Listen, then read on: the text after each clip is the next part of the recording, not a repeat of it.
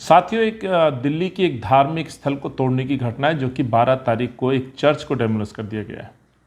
हालांकि इस चर्च को तोड़ने को लेकर के अरविंद केजरीवाल साहब से जब सवाल पूछा जाता है गोवा की प्रेस वार्ता में, तो वो सीधे तौर पर इसको डीडीए के लिए जिम्मेवार ठहराते हैं। मैं कहना चाहता हूं कि अरविंद का एक बार झूठ फिर जनता के सामने है और आज मैं वो तमाम डॉक्यूमेंट्स आपके बीच प्रस्तुत करूंगा जो कि मुझे चर्च की संस्था के लोगों ने प्रस्तुत किए हैं आज मुलाकात करके। अरविंद इतना बड़ा झूठ बोलते हैं, उसका सच मैं आपके सामने लेकर के आया। साथियों, 12 तारीख को तोड़े जाने वाले इस चर्च को लेकर के एक नोटिस उनकी दीवार पर चिपकाया गया था रात के अंधेरे में। हालांकि नोटिस पर जो तारीख है वो 7 तारीख है जो मैं दिखाना चाहता हूँ।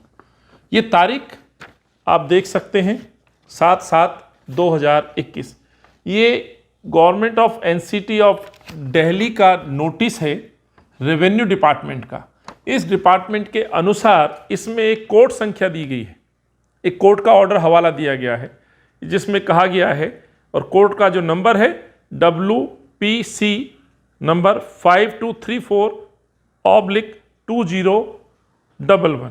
ये ऑनरेबल हाई कोर्ट का इसमें जिक्र किया गया है इस नोटिस में, और इसी ऑर्डर के बिहाफ पर चर्च को तोड़ने की कार्रवाई की गई है।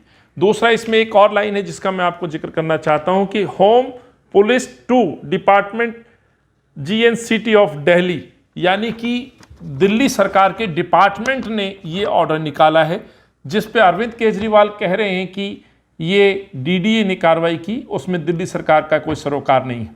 सवाल ये उठता है कि अरविंद केजरीवाल इतनी सफाई से झूठ बोलते हैं, अपने विधायक का भी नाम लेते हैं, ये दर्शाने की कोशिश करते हैं कि हमारा चर्च के साथ सिंपैथी है। मैं बताना चाहता हूं अरविंद केजरीवाल को अपने विधायक का भी नाम नहीं मालूम। जिस तंवर का जिक्र कर रहे हैं उनका नाम ये कंवर बुलाते हैं। मैं दूसरा उस कोर्ट के ऑर्डर को भी आपके सामने लाना चाहता हूं। साथियों, ये वो कोर्ट का ऑर्डर है जिस संख्या को उस नोटिस में दर्शाया गया है। इस ऑर्डर के अनुसार 5234/2011 ये ऑर्डर है।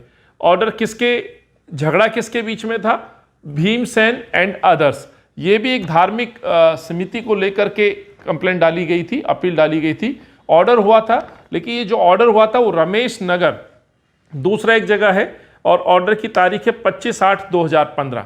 हालांकि ये जिला भी अलग है, इशू भी अलग है, वो धार्मिक संस्था भी अलग है, लेकिन इस कोर्ट का हवाला दे करके इस चर्च को तोड़ने का काम किया गया। लेकिन इस ऑर्डर में भी एक सच मैं आपको दिखाता हूं। ये जो 25/8/2015 का ऑर्डर है, इसी ऑर्डर में अपीलकर्ता ने अपनी अपील वापस ले ली थी। ये उसका दूसरा वो सबूत है, हाई कोर्ट का ही डॉक्यूमेंट है जिसमें पूरी तरह से ये देखेंगे मैंने मार्क किया है, पटिशन ने इसको विड्रॉ कर लिया था अपनी पटिशन को। यानी कि जब कंप्लेंट करने वाले ने ही कंप्लेंट वापस ले ली तो ये फिर कहाँ उचित है कि उस पर कार्रवाई की जाती। दूसरा, ये ऑर्डर एक दूसरे डिस्ट्रिक्ट के लिए था, दूसरी संस्था के लिए था, इसको आधार बना करके वहाँ एक्शन ले दिया गया। सवाल ये है कि सरकार कहती है कि ये ग्राम सभा की ज़मीन है, तो मैं अपने तमाम श्रोताओं से, दिल्ली के लोगों से कहना चाहता हूं, माफ़ कीजिएगा, जो दिल्ली की ज़मीन पे जो आज कॉलोनियाँ बनी हुई हैं, ये तमाम वो कॉलोनियाँ हैं जिनको कांग्रेस ने बचाया है। इन कॉलोनियों के तहत जितने भी धार्मिक स्थल हैं उनके लेकर के एक शीला जी के समय में एक रिलीजियस कमेटी का भी गठन हुआ था। इस रिलीजियस कमेटी का उद्देश्य यही था कि जब इस तरह के मसले और मुद्दे आएंगे, किसी मंदिर, मस्जिद, गुरुद्वारे को या तो शिफ्ट करना है या कोई कार्रवाई होनी है, तो पहले रिलीजियस कमेटी में इसको चर्चा की जाएगी, इस पर निर्णय लिया जाएगा। अफसोस ये है कि अरविंद केजरीवाल को सब कुछ मालूम होने के बावजूद इतनी जल्दबाजी थी कि इस चर्च को रातों रात तोड़ दिया गया। केवल तोड़ नहीं दिया गया बल्कि उन मूर्तियों को भी खंडित कर दिया गया, जो कि एक आस्था पर चोट है। ये जो मैंने डॉक्यूमेंट दिए हैं, ये अरविंद के उस झूठ को जो मैं आपके सामने दिखा रहा हूं कि गोवा में जाते हैं, सीधे तौर पर इनकार करते हैं कि इस चर्च पर एक्शन उन्होंने नहीं लिया, दिल्ली सरकार ने नहीं तोड़ा। मैं दावे के साथ कहता हूं ये चर्च दिल्ली सरकार के द्वारा तोड़ा गया है। मुख्यमंत्री के डिपार्टमेंट, सत्येंद्र जैन के डिपार्टमेंट से बाकायदा ऑर्डर किया गया है, और वहां का BDO ब्लॉक डेवलपमेंट ऑफिसर और वहां के DM की देखरेख में पूरी कार्रवाई करते हुए उसको धराशायी कर दिया गया। आज पूरा चर्च जमीन पर मिला दिया गया है। सवाल है कि अरविंद केजरीवाल जिस तरह की राजनीति करने आए थे, खास तौर से इस दिल्ली को बहुत सारे सपने दिखाए थे। मैं सर्वप्रथम तो कहना चाहता हूं कि अरविंद को कभी धार्मिक आस्था से कोई लेना देना नहीं रहा है। अपने राजनीतिक उद्देश्य की पूर्ति के लिए कभी अरविंद टीका लगा लेते हैं, कभी हनुमान जी का गदा उठा लेते हैं। ये चरित्र है अरविंद का जो आज सबके सामने है। पीछे कई ऐसी संस्थाओं पर इस तरह के डेमोलिशन हुए। याद होगा चांदनी चौक के अंदर हनुमान जी का मंदिर टूटता है। इसी मेहरौली क्षेत्र में, छतरपुर क्षेत्र में पहले संत रविदास जी के मंदिर को तोड़ा गया था। अरविंद कहाँ इन संस्थाओं के साथ खड़े नजर आए, ये बड़ा प्रश्न है। इसलिए मैं कहना चाहता हूं कि इनका कोई आस्था से लेना देना नहीं है।